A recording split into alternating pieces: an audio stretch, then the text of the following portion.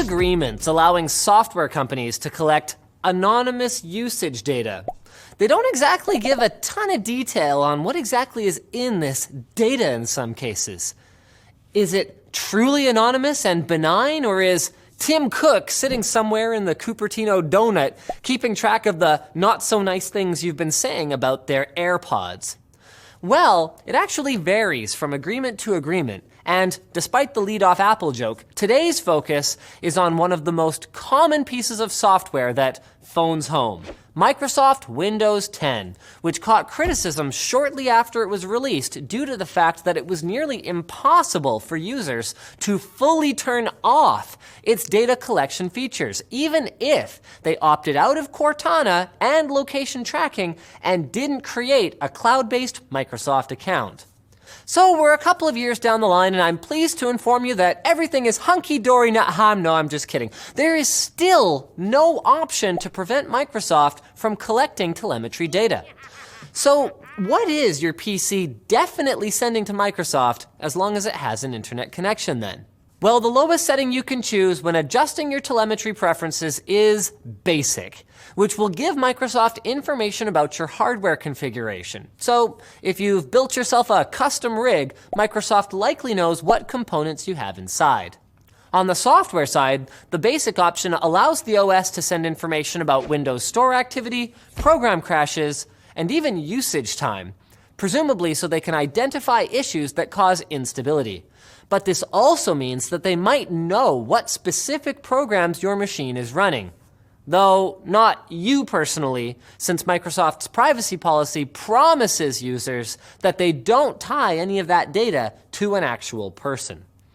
But if you want to turn the proverbial amplifier up to 11, or leave it there, as Microsoft actually has it set this way by default, I know, shocking, Windows 10 will actually send Redmond quite a bit more information.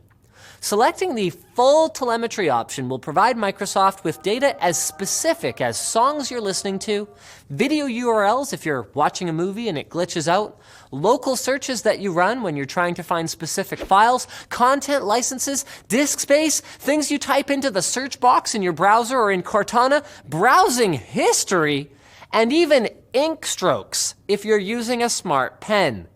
In other words, that is a lot of stuff that Microsoft will have their paws on.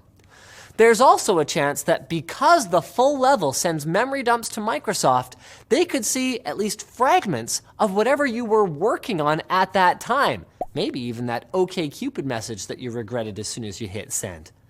And Microsoft even says that typing input could be used to reconstruct the original content or associate the input to the user, meaning they are straight up saying that they could tie your activity to your real name or not. Now, of course, maybe you're already consenting to this kind of data collection and you don't really care if Microsoft servers see your browsing history because you're a big fan of Cortana's custom features. But what if you're not that kind of person and you don't want to be spied on? Well, the obvious thing to do is make sure that you have your telemetry settings switched to Basic. But unfortunately, there's no way to turn it off completely if you aren't running an enterprise version of Windows. A bit of comforting news is that there have been documented specific cases where Microsoft was honestly using this collected data to fix legitimate problems, such as a widespread issue with how a graphics driver was crashing Windows 10 back in 2015. So there probably isn't some snoop with a Costco-sized jar of lube peering at your data.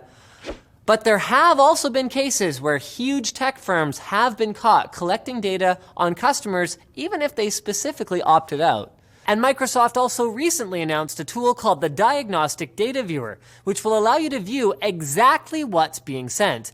And while the tool does seem to be pretty thorough, the data also appears as these complicated-looking raw data logs that might be difficult for the mainstream user to understand. So perhaps one day we'll get more transparency and user choice as to how and whether we share data with big companies.